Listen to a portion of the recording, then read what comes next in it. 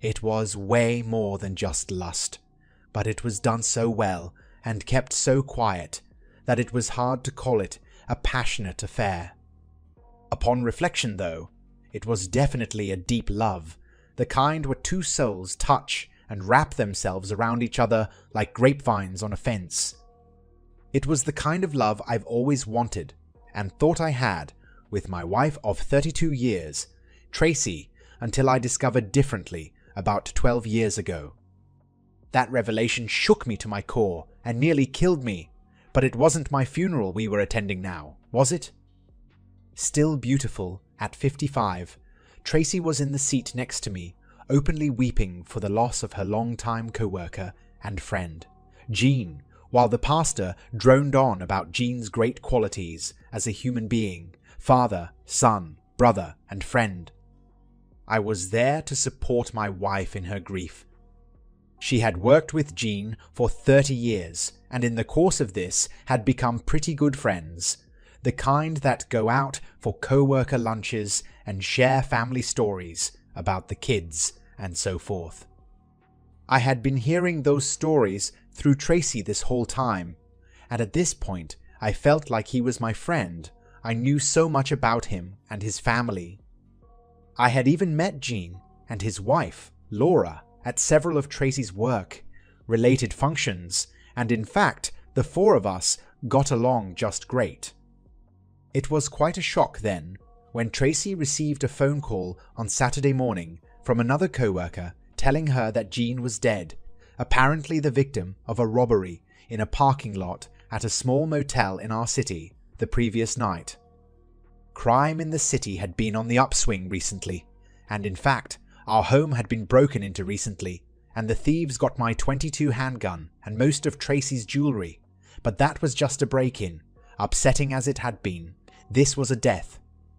Like Tracy and I, Jean was 55 years old, in good shape, with a boyish face and thinning grey-brown hair. He was a good-looking guy, but no Brad Pitt, just your average guy living an average life, with 2 grown children.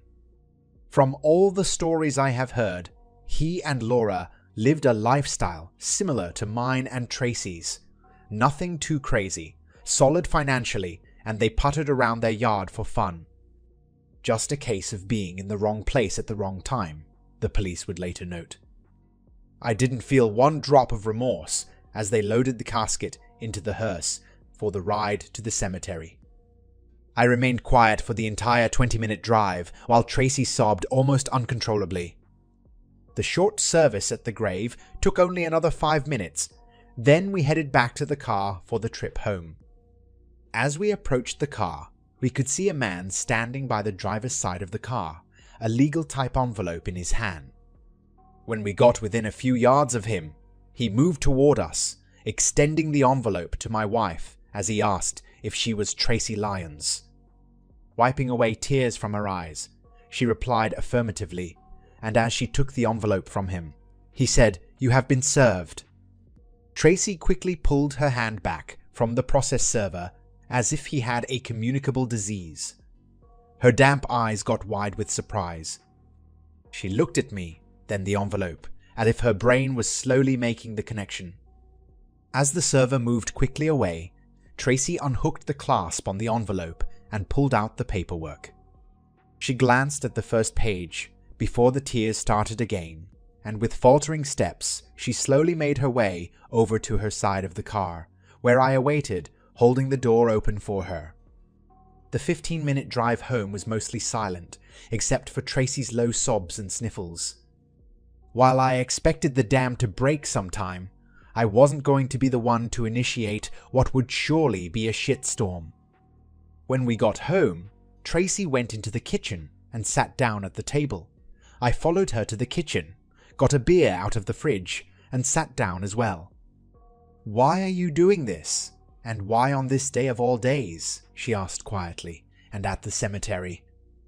While I wasn't exactly proud of myself at that moment, I also wasn't of the mindset to back down. "Because I felt it was only fitting that you should lose both of us together, if you will, the way you had both of us." Tracy's face came up to meet my gaze. She was absolutely shocked, to say the least. Apparently, her dumbass husband had finally figured it out. "I never meant to hurt you," Tracy stammered. "You know I love you." "Do I?" I challenged. "You've been doing this to me for at least 22 years. Yeah, I know that Haley is his." She stared back at me in complete disbelief, her mouth wide open as if she couldn't figure out how to make sound come out. I went back to the fridge for beer number 2. Probably a good thing I had a 12-pack in there to start. "How long have you known? How did you find out?" she questioned. "We were so careful for both your sake and Laura's." "Right, for my sake and Laura's. Got it," I replied. "I've only known for the last 12 years. You guys were awful careful. I've got to give you that." "You actually didn't give it away. It was something only a spouse would pick up on that tipped me off. Then I went and hired a private investigator, and he confirmed it. Remember that company Christmas party where we had different spouses team up and play password? You and Jean were teamed up and were great together. You two were giving clues like a married couple, with lots of body language and assumptions, exactly like we would do, and that's when it hit me. You two had it going on, and it was more than just sex, more than just an affair. And you didn't even notice when I got quiet and stayed that way for a few weeks. So I hired a private investigator, and he followed you for 3 months and documented your lunches, your trysts, 2 business trips in which you both shared the same room, although the company paid for 2. He noted how you made sure to move your tryst days around, so there wouldn't be a pattern, and it would fit into the normal routine of errands, doctor visits, and what have you. He especially noted that you two seemed to be in love, as opposed to the usual lust. Crazed lovers, just rotting like animals. By this time, I was choking up and tears were running down my face. "I loved you, babe. How could you do this to me?" I cried. "I still love you, Lee. I always have, always will. It's just that I had another place in my heart for Jean, too. I didn't plan it that way. It just happened, and I couldn't give up either of you. Jean felt the same way with Laura. So we just carved out a little space for each other and did our best to cherish both of our loves," Tracy said softly. "Then explain Haley," I shot back, rejuvenated in my efforts. She looked surprised again, but I jumped back in before she could continue. "Not knowing how long you two had been together, but knowing how long you had worked together, I decided I needed to have the kids' DNA tested, and I made sure to grab off a plastic cup Jean drank out of at the last company get, together, so they could have that to compare to. And, son of a gun, but Haley was a perfect match to husband number 2.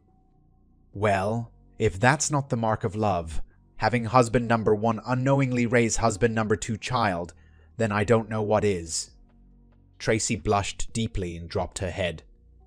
I sat there quietly staring daggers at my wife while she sat there looking increasingly uncomfortable. "I'm waiting," I demanded. "Let's hear it from the beginning. You owe me that much." "Apparently, it's not easy to tell your husband of 32 years that you've been cheating on him for 24 of those years." Tracy stammered, cleared her throat, stammered some more, and then finally started talking. "The affair started innocently enough as workplace flirting among good friends," she said, "and it was 6 months before the first sexual encounter. Jean's banana wasn't any bigger than mine, nor was he any better at using it than me, but she had to admit the thrill of illicit sex was huge and remained a big component of their coupling for at least the first 2 years. What with each of them having a strong home life, squirreling away a few hours each week together was a challenge, and with big challenges came big rewards," Tracy said. But as they spent more time together and worked very hard on the logistics of making this work, the pair slowly realized they were falling in love, although they weren't falling out of love with their respective spouses. "Haley truly was an accident," Tracy said. "The the pair had been having bareback sex all along because Tracy had started to take birth control pills without my knowledge. When she had to go off the pill for a little while for a medical procedure, she forgot to inform Jean, and for 2 weeks, Tracy was an accident waiting to happen. When a home pregnancy test after 12 weeks confirmed what Tracy had suspected, she decided not to tell me and to let me think the baby was mine, since we always have bareback sex and I didn't know Tracy was on the pill. Tracy knew I'd be thrilled with a third child, and I didn't disappoint. Even now, long after I knew she wasn't mine, I still love Haley no less, and no one is going to tell me she isn't my child. So how exciting was it for you to be carrying another man's child? I interrupted. Don't tell me you didn't think about it, and you certainly had to think out how much you were disrespecting me doing that. I was right on both counts, and all Tracy could do was blink back more tears in response. After a pause of at least 30 seconds, she finally answered, almost in a whisper. I felt incredibly sexy the whole time knowing I was knocked up by another man, she admitted. And it was always a great comfort to me to watch my 3 children playing together, knowing I was the mother to all 3, and 2 good men were the fathers. And now I'll always have a piece of him because of Haley. She made the last statement a little too proudly for my comfort. Just keep that knowledge to yourself, because as far as I'm concerned, Haley is my daughter, and if she ever finds out differently, I will burn you down. I've got photos and videos that I wasn't planning on using, but I will if I have to, I spat at Tracy. That exchange apparently brought Tracy completely back to reality, and her tone changed from mostly soft and shaken to argumentative and nasty. That was fine with me because I didn't expect this to be easy. So why did you wait so long to act on the divorce, if you knew for so long? She hissed at me. Did I miss the chapter where my big, strong hubby found out that he likes to be a cuckold? She got me with that one. Not that I wanted to be a cuckold, but I was surprised that she even knew the term. You can thank the state for that. When I went to the attorney with plans to file, he explained to me that you'd get the house and the kids and alimony on top. If I stayed until the kids were out of college, losing the kids and the house wouldn't be an option anymore. We'd split proceeds on the house, and your alimony would be smaller as well. He told me that since you were fucking just one guy, the chances of disease were small, and continuing on with a beautiful woman like you until the last of the kids was out of college certainly had to be better than what lay ahead if I continued with the divorce. So if I was smart, I'd swallow my pride and let you have your second husband, at least until you wanted the divorce.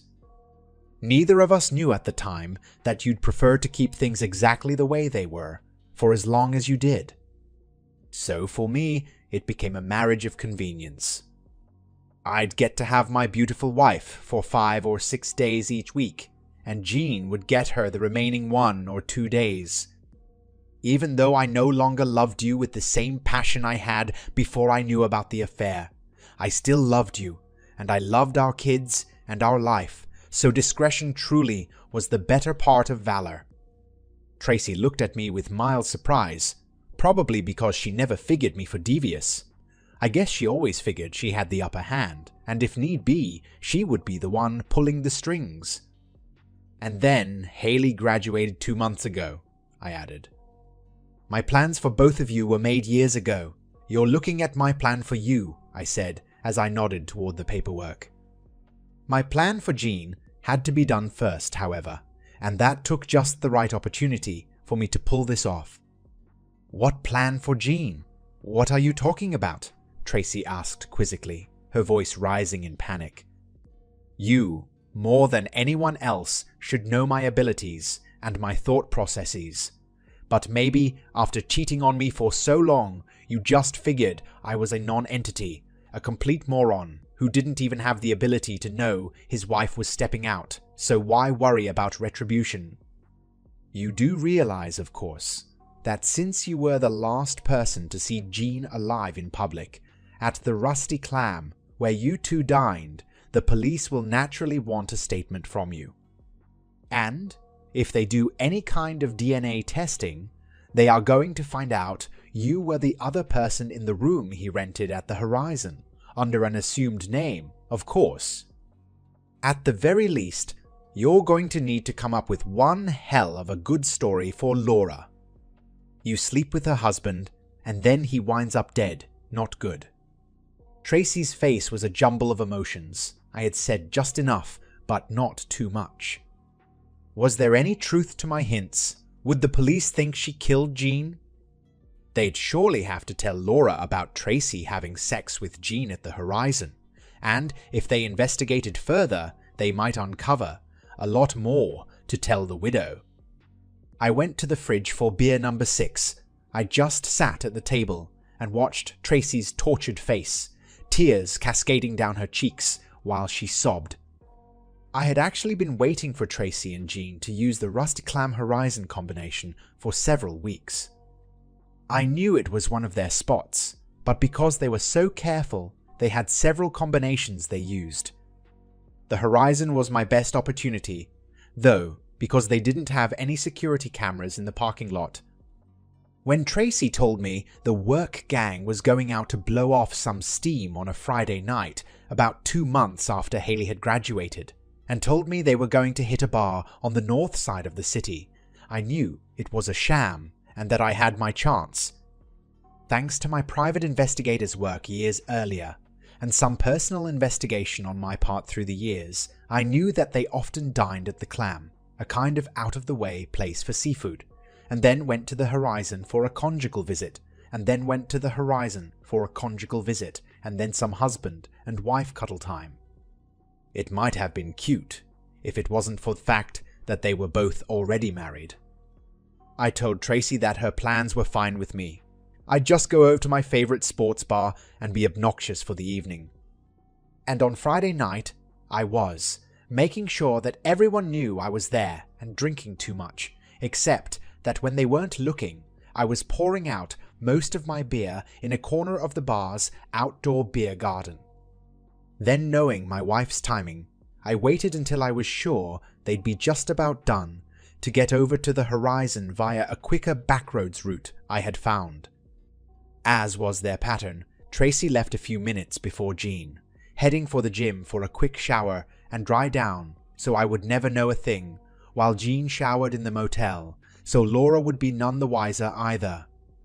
15 minutes after I watched Tracy leave, Jean, who always signed in at the Horizon as Mr. and Mrs. Gary Washington, left the room.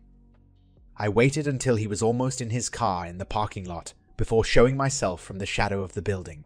I called his name, and he froze in his tracks when he realized it was me. Even before he saw the gun in my hand, he showed fear because he thought I had finally found out about the affair and was going to kick the shit out of him. He should have been so lucky. I put a pair of .22 hollow points in his chest from the gun that had supposedly been stolen from the house, and watched his fear turn to anguish and then death. While Tracy was showering his cum out of her pussy at the gym, husband number 2 was dying in a parking lot, courtesy of husband number 1. I suppose I should have felt bad for taking a human life, but after all those years of being cheated on, I guess I just didn't have any compassion left. I took the gun apart for disposal at several incinerators throughout the city at a later date and went back to my alibi. I slipped in the back door at the sports bar and hit the bathroom, where I punched myself in the stomach to elicit a good puke that was heard by several people standing just outside of the room. Several of my cronies came in at that point and drove my supposedly wobbly ass home. When Tracy arrived home at about 11:30, I was passed out in bed, snoring like a freight train, or so she thought. Keeping the light in the room off, she quietly got undressed, softly kissed my forehead, and whispered, "Good night, my clueless husband. I love you."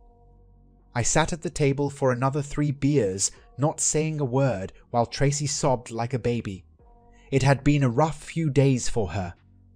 On Friday, she had 2 loving husbands and a great life.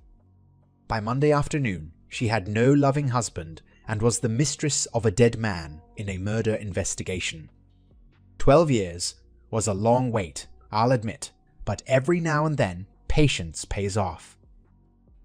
That's the end of this story.